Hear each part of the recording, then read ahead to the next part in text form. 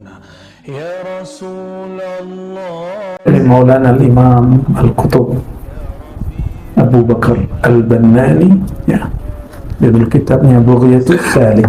Di Ribat kita sekali sebulan buka kitab, ya.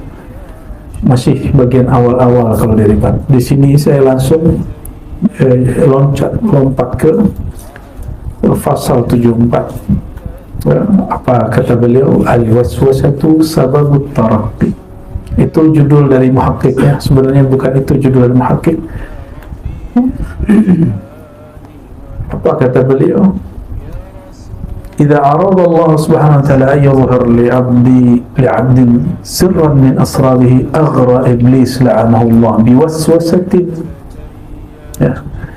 Apabila Allah hendak menampakkan, memberikan, menyatakan suatu sir rahasia sehingga nyata pada diri seorang hamba, maka Allah uji dia terlebih dahulu. Dengan apa? Allah lah yang menggerakkan, mengizinkan iblis untuk memberi waswas kepadanya.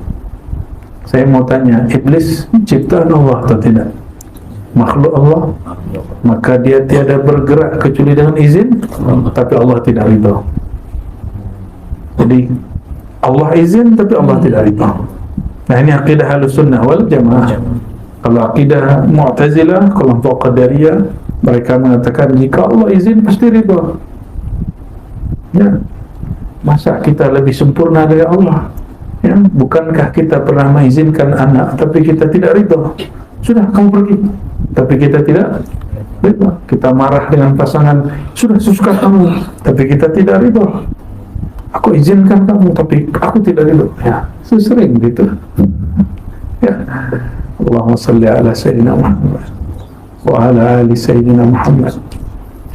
Maka Sayyidina Adam, Allah buatlah skenario supaya ia mendapatkan asrar-asrar yang lebih sempurna. Dikirimlah Azazil yang sudah diberi nama baru Iblis. Fa'azallahuma syaitan. Setiap yang menggelincirkan itu dinamakan syaitan.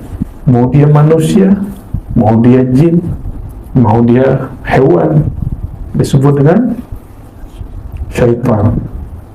Maka Nabi Muhammad SAW sebut hewan-hewan yang berbisa, yang berbahaya, ada saat sholat maka boleh dibunuh, sholatnya kemudian sesaat ditawakufkan, fahuwa syaitan. Begitu kata beliau dalam hadis yang sahih, itu binatang syaitan. Maka ada syaitan itu semua yang mengganggu, semua yang merusak, ya. Maka jangan-jangan kita ini syaitan juga, ya. Tapi jangan lama-lama jadi syaitannya, ya. Jangan lama-lama jadi syaitannya. Maka Tuhan Puan, saudara-saudariku, maka Allah, jika ada was-was, jangan sedih. Itu hadiah dari Allah Subhanahu wa ta'ala. Jika zikir, coba try zikir, pasti banyak pikiran. Tapi kalau nonton film, Netflix, apa lagi? Netflix apa lagi? Saya tak tahu lah namanya itu, ya. YouTube. Wow, fokusnya Masya Allah. Wala tufakkir syai'an illa ma ra'aita. Engkau tidak pikirkan kecuali yang engkau lihat. Betul, ya? Namun jika Allah sedang mengizinkan kita memandang kepada YouTube-nya kolbu, film yang dari kolbu, maka Allah kirimlah syaitan mengganggu fikiran supaya kolbu tidak aktif, supaya channel ini tidak hidup, ya. Itu disitulah banyak murid-murid gagal. Dia pikir, wah, sepertinya zikir guruku tidak keramat, seperti guruku bukan wali. Dia bukan wali, gurunya yang dia salahkan. Dia yang diganggu syaitan, gurunya yang dia kata-katai, ya. Allahumma salli ala Sayyidina Muhammad. Maka ada murid, diujilah, murid sadiq dan murid kadhib. Nauzubillah min dzalik. Semoga kita jadi murid yang saleh, murid yang sesuai lahir dan batinnya, murid yang tidak patah, putus semangat, putus asa di saat diganggu oleh syaitan. Maju terus, ya, zikir terus. Seharusnya Allah akan buka batin seseorang setelah dia zikir 30 menit. Tapi di menit ke-20 orang ini sudah tak kuat, aku sudah. Seharusnya dia sabar 5 menit lagi, Allah buka kalbunya. Tapi sayang sekali dia tidak sabar. Kadang Allah mau buka lebih lama, 1 jam, 30 menit tambah 30 menit. Kadang 2 detik pun sudah mulai. Kadang Allah buka pada istighfar, tidak dibuka saat salawat. Allah buka saat salawat, nikmat zikir tidak diberi saat zikir. Suka-suka Allah yang beri, bukan suka-suka guru. Ya, maka banyaklah murid yang menangis, merasakan getaran kalbunya saat dia beristighfar. Berarti makom dia makom taubah. Ada murid yang bergetar saat dia berselawat, berarti makom dia makom mahabbah. Ada murid yang bergetar kalbunya, yang rindu saat dia berzikir, menyebut nama Allah, maka makom dia sangatlah banyak. Disitulah mulai berjalannya seorang salik, seorang murid menuju Allah Subhanahu wa ta'ala. Tuan-tuan yang bukan Allah, apabila kita diberi was-was, maka yakini anugerah ada bersamaannya. Hatta syaitan pun tidak lihat. Saya tadi kalamkan syaitan itu ada jin, ada manusia, bahkan haiwan. Betul? Oke? Sudah faham? Apabila Sayyidina Adam diganggu oleh syaitan dari iblis jin, maka ujian terberat manusia hari ini diganggu oleh syaitan berwajah manusia. Syaitan berwajah manusia. Apa tugas syaitan? Ayat yang paling mudah dihafal, surat terakhir dalam Al-Quran, paling mudah, tidak usah pakai dalil-dalil aneh.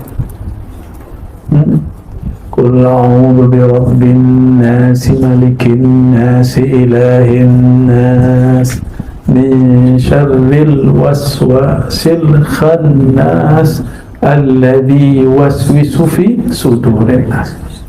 Nama dari syaitan yang masuk ke dalam diri manusia, ke darah daging manusia, yang bertugas memberi waswas, namanya syaitan khannas. Apa tugas dia? Maka syaitan pun bertugas. Masa ulama tak ada tugas? Masa salik murid tak ada tugas? Masa manusia tidak ada tugas? Syaitan pun bertugas, iblis pun bertugas. Ambil tugas, jangan kalah dengan syaitan.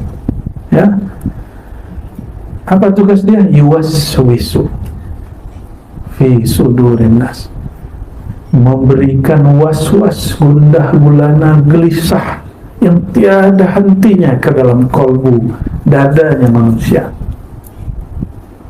Ya, ada rasa gelisah hari ini. Ya, ada gelisah hari ini. Ada perasaan was-was hari ini. Ragu, buruk sangka ada. Ya, berpikir buruk terhadap guru ada. Berpikir buruk terhadap saudara kawan ada.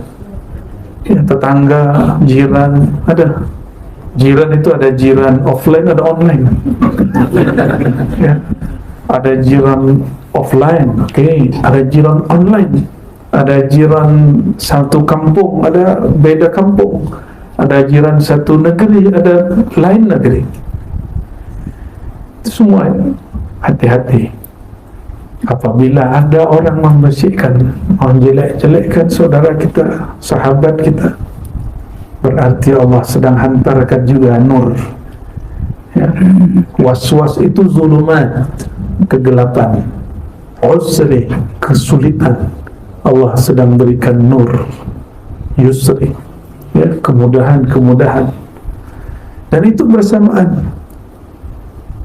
Setiap ada was-was, maka Allah beri ma'rifat. Setiap kali Allah tutup sulmaniyah dengan kegelapan, sebenarnya ada cahaya di belakang itu.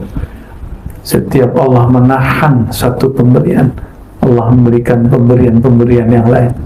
Allah tahan seseorang sukses dalam berusaha, ternyata Allah sedang ingin dia tahajud di malam hari, dia berzikir pagi dan petang, dia silaturahim kepada guru-guru dan ulama, dia minta doa kepada masyayikh, dia ziarah kepada kubur-kuburan orang soleh, dia ihsan kepada orang tuanya, dia menyapa tetangganya. Ternyata Allah ada mau. Itulah cara-cara Allah. Karena seseorang apabila dia selalu di atas angin, selalu dia senang, dia jumpa orang, dia remehkan. Saya tahu isi rekening dia, saya tahu isi dompet dia. Palingnya orang ini, orang ekonominya low, lemah ini. Jumpa lagi, ilmunya sedikit, beri thariqah tidak benar, maka Allah berikanlah itu. Orang yang sombong dengan thariqahnya, Allah cabut nikmat zikir dan wiridnya. Orang yang sombong dengan hakikatnya, Allah cabut nikmat rindunya bertuhan kepada Allah Subhanahu wa ta'ala. Orang yang suka cari-cari kesalahan orang lain, maka Allah tutup mata batin dia membaca aib dirinya sendiri. Ini hati-hati ini. Ini sudah mulai ini dokter semannya. Jangankan kalau dulu ahlu sunnah lawan wahabi, sebentar lagi bahkan mungkin sudah mulai sesama ulama ahlu sunnah saling mengata-ngatai. Ya, ahlu sunnah yang ahli kalam mencari keburukan ahlu sunnah yang sufi. Para sufi ahli tarekat pun meremehkan ahli kalam. Ahli kalam mengatakan, sesatlah kau wahai sufi. Kata sufi, zindiklah kau wahai ahli kalam. Sama itu.